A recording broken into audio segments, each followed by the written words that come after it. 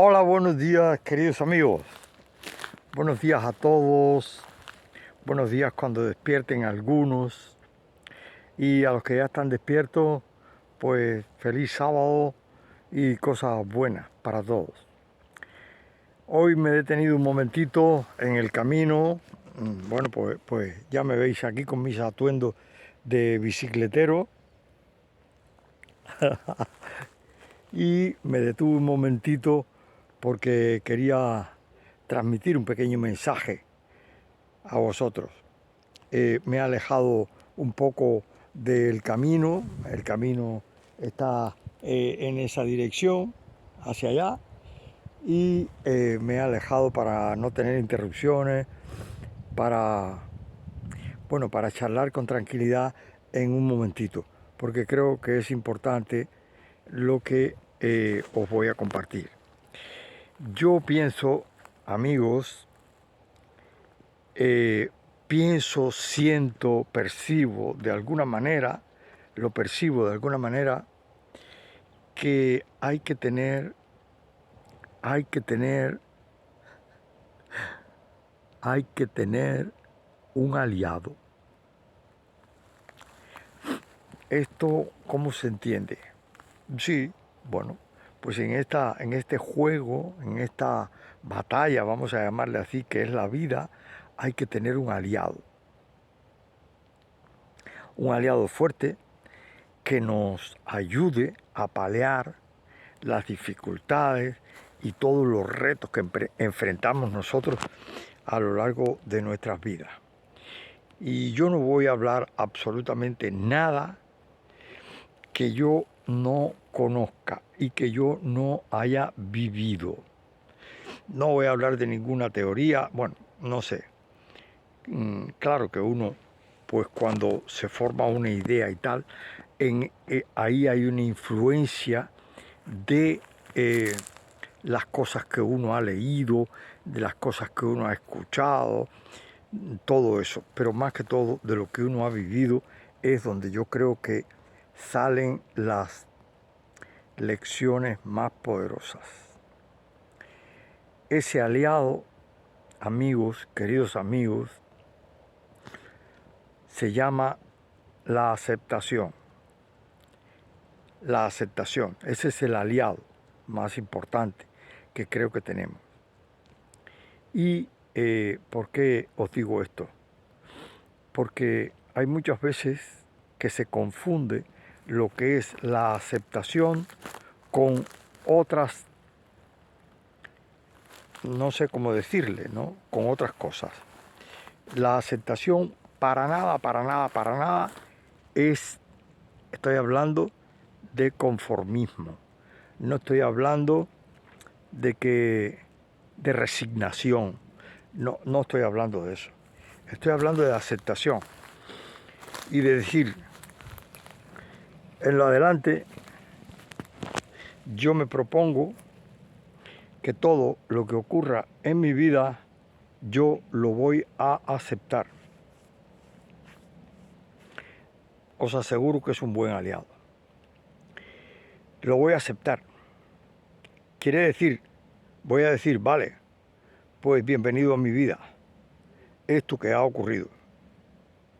Y cuando digo todo, me refiero a todo. Me refiero a las cosas grandes, importantes. Si tú te quedas económicamente pelado, como se dice en Cuba, sin un duro, como se dice aquí, ¿eh? Si tú te quedas económicamente quebrado totalmente y no tienes absolutamente ninguna posibilidad, ya eso de por sí es una cosa realmente difícil de enfrentar. Sobre todo si tú estás lejos de tu familia, si no tienes a nadie que te eche un cable, eso es una cosa difícil. Ahora bien, si a esa cosa difícil que a ti te está ocurriendo, mirad bien lo que os digo, si a esa cosa difícil que a ti te está ocurriendo, tú le añades un no me gusta, un por qué me está sucediendo esto a mí, con lo buena persona que soy yo, esto es injusto, y entonces me empiezo a llenar de tristeza, de incomodidad, de resentimiento, de frustración contra la vida, contra, si tú tienes alguna creencia, contra un Dios o lo que sea. Bueno, pero ¿por qué me pasa esto a mí? No es justo que me pase esto a mí. Ya entonces tienes dos problemas. Uno, el real, el que te has quedado sin un duro, el que te has quedado pelado como las nalgas de un chino, como dicen en Cuba. Te has quedado out. Vale, fuera de juego. Ese es un problema. Y el segundo es que ahora tienes emociones negativas que están conspirando contra ti, que te están fastidiando, que están haciendo que tu cuerpo funcione mal, que tu mente funcione mal, que tengas dificultades para encontrar una salida, que estés razonando, la mente está embotada, tienes problemas serios para encontrar una salida. ¿Por qué? Porque estás asustado, estás temeroso, estás triste, estás deprimido, y así en esas condiciones pues es extremadamente difícil encontrar una solución. Así que es inteligente buscarse un aliado, y ese aliado es la aceptación. Yo acepto lo que ocurre, me hago responsable. No quiere decir que yo voy a decir, es mi culpa. No, no, no. Yo soy responsable. Y entiendo, ojo con esto que voy a decir, entiendo que yo no puedo entenderlo todo. Entiendo que yo no puedo saberlo todo. Y sobre todo, entiendo que no puedo controlarlo todo. Esa intención de doblar la rodilla y decir, vale, me ha sucedido esto, y esto ha sido por decisiones que yo he tomado, por cosas que he hecho en el transcurso de mi vida, en los últimos 10 años, en los últimos 5, en los últimos 2 meses, no lo sé. Asumir la responsabilidad. Esto me ha ocurrido por eso. Pero es que mira, para eso siempre estoy metiéndole la pata. Yo que es que no acabo de aprender, yo no soy... y empiezo a acusarme y empiezo a decirme yo cosas feas yo mismo. Y entonces, pues, de ahí es difícil salir. Es difícil salir. Sin embargo, si yo digo, mira, esas decisiones que yo he tomado, esa conducta que yo he tenido en los últimos 10 años, en los últimos 5, cuando haya sido, o desde que yo tengo posibilidades en mi vida laboral, ¿no? He ido tomando decisiones que me han traído hasta este momento. Esas decisiones que he tomado han sido producto de programas que me han instalado a mí o que me he instalado yo mismo en mi cerebro y que están en mi subconsciente, y que, pues, por el entorno en que yo nací, por la cultura en que he vivido, no es lo mismo si nací en China que si nací en Santa Lucía. Eso no es igual. No es lo mismo si nací en una cuna rica que si nací de un padre que trabajaba en la huerta y una madre que trabajaba de ama de casa. No es igual. Ahí hay creencias y hay limitaciones y hay cosas que han venido a nosotros, que se instalaron en nosotros sin darnos cuenta. No fueron palabras que nos dijeron nuestros padres, fueron tal vez interpretaciones que nosotros hicimos con las herramientas que teníamos a mano, que en ese momento era muy poquitas, eran las de un niño. Bueno, pues eso fue así. Eso fue así. ¿Qué voy a hacer? ¿Me voy a volver contra mis padres, que eran drogadictos, vagos, que no hacían nada, que hacían muy poco, que lo que hacían, pues yo creo que no. Yo creo que esa no es la conducta de ir contra nuestros padres. No es esa la conducta. Hayan sido como hayan sido. En el caso mío fueron muy buenos. En el caso mío eran trabajadores, eran personas cariñosas y amorosas que me trataron muy bien, me cuidaron y me dieron mucho afecto, mucho cariño, todo eso. Pero ¿qué ocurre? Que ellos también tenían programas inconscientes que habían descargado, entre comillas, de sus padres y aquellos de los anteriores. Y es una, ¿cómo decir? Una carga que llevamos ahí de nuestros ancestros. Pero también nos dieron la vida. También estamos aquí respirando en este momento. Yo, por ejemplo, aquí en este bosque, en este momento, en este monte de pinos, estoy respirando producto de que ellos tomaron decisiones que fueron favorables para mí. Como por ejemplo, traerme a la vida, traer a cada uno a sus hijos a la vida y así en esa cadena llegué yo. Y eso se lo agradezco profundamente. Hicieron lo mejor que pudieron y lo mejor que sabían. Todos mis ancestros, uno por uno. Y fueron muchos, imaginaros. Dicen que cuando se llega para atrás a la 10ª generación ya hay millones de personas implicadas ahí. O sea, yo tengo 2 padres, claro, padre y madre, 4 abuelos, yo qué sé, 8 tatarabuelos o bisabuelos, y por ahí para atrás la cadena cuando llega a la 10ª generación hay millones de personas implicadas o miles de personas implicadas porque eso crece de manera exponencial. Y todas esas personas tenían un entorno, tenían una ética, tenían una moral, tenían una educación que correspondía a su época, correspondía a, yo que sé, a la forma en que ellos vivieron, ¿no? Y entonces, pues, de esa manera lo hicieron lo mejor que pudieron. ¿Y qué yo voy ahora, qué gano yo ahora con decir, hombre, a ver, mi bisabuelo, el que nació aquí en España y el que yo más conocía, yo supe la historia de que él se ganó la lotería. Se ganó la lotería en Cuba. En una época en que una caballería de tierra creo que costaba 100 pesos. Y mi abuelo se sacó 12.000 pesos de la lotería. ¿Y saben qué? No compró ni un palmo de tierra.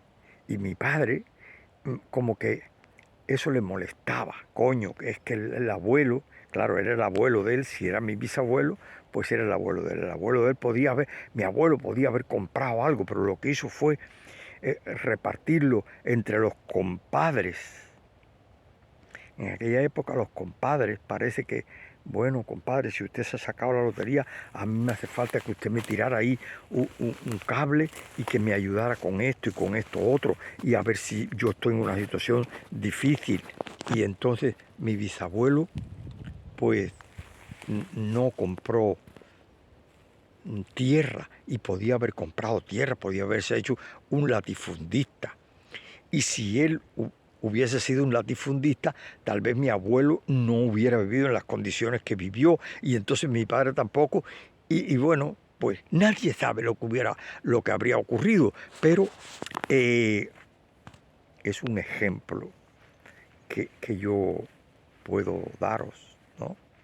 Es un ejemplo de cómo una decisión que tomó un ancestro nuestro, a saber por qué, cuál era la forma en que él pensaba, la visión que él tenía de la vida, de las cosas, de ayudar a los demás, en vez de hacerse él millonario, pues lo llevó por ahí. Tal vez, puede ser que la conducta más inteligente habría sido dedicar un poco de dinero para esto y otro poco de dinero para esto otro, y entonces yo voy a hacer esto y yo voy a hacer esto otro, pero bueno, pues no lo hizo por las circunstancias que hayan sido.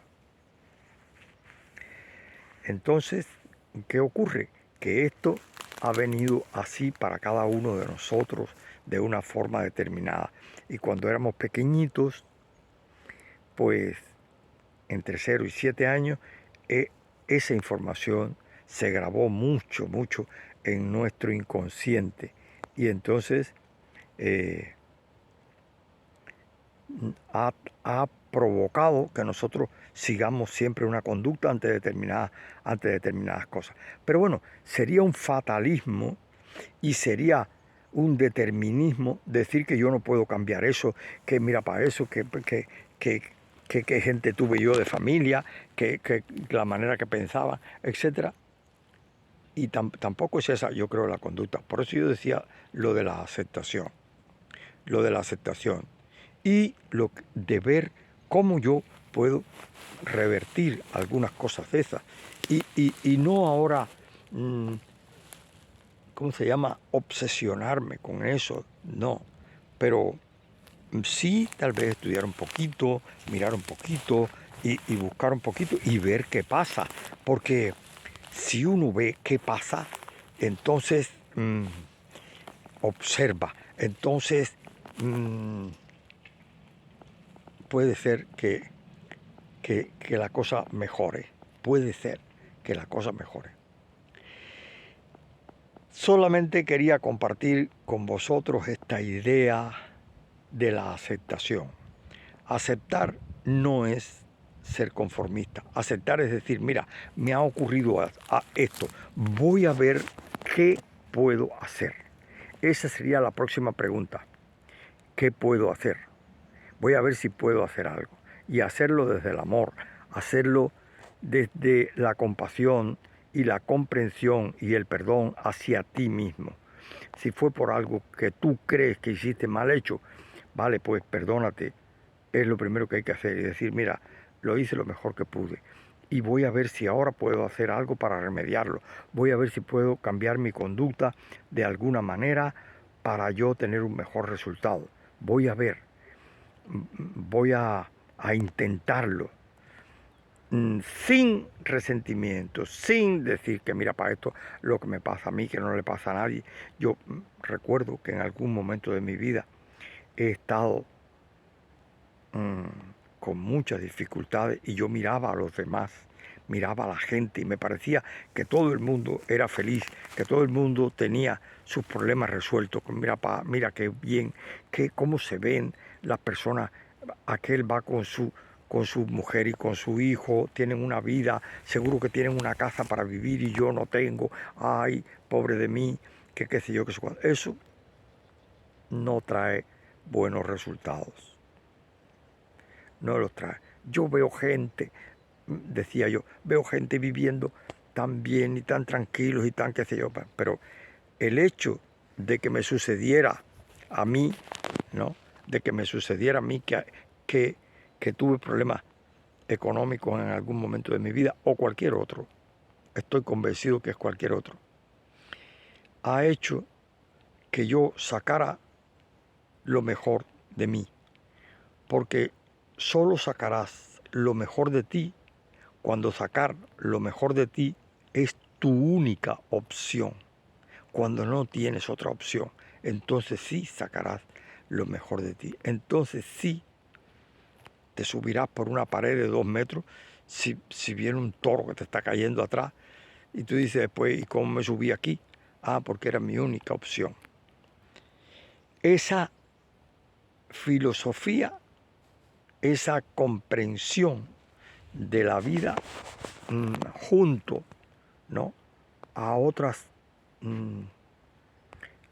paradigmas que va uno acumulando a través de la vida y tal, la aceptación, el propósito de uno estar bien a pesar de cualquier situación y hacerlo consciente.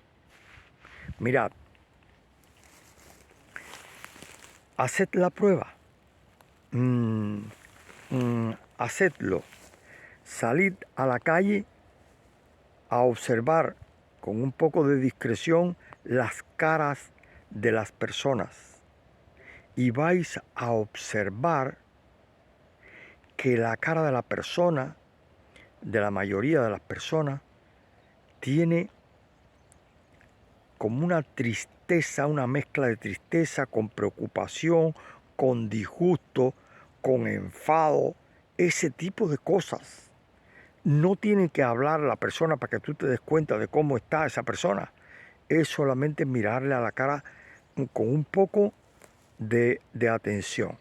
Solamente haz eso para que veas lo que está pasando en la mayoría de las personas. Desgraciadamente, las personas tienen esa expresión que es una mezcla de aburrimiento, desidia, desinterés por todo, tristeza, enfado. Están como esperando que salte una chispa así pequeñita. Si vas en el tráfico, alguien te dice una obscenidad o te hace una señal de que, bueno, pues claro, van dentro del coche y entonces sale eso con más facilidad, ¿no? Entonces, ¿y eso por qué? Porque hay ese gran disgusto, esa conducta de las personas tan distópicas, pues está provocada por el desconocimiento de estas cosas que estoy tratando de compartir con vosotros.